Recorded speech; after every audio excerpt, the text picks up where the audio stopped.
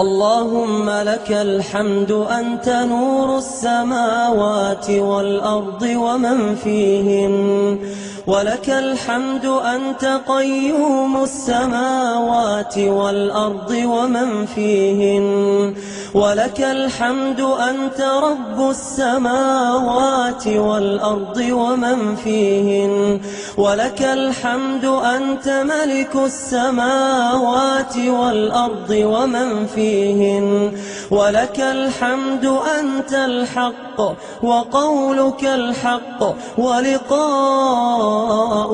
حق، والجنة حق والنار حق والساعة حق والنبيون حق ومحمد صلى الله عليه وسلم حق، وأنت الله الرؤوف الرحيم.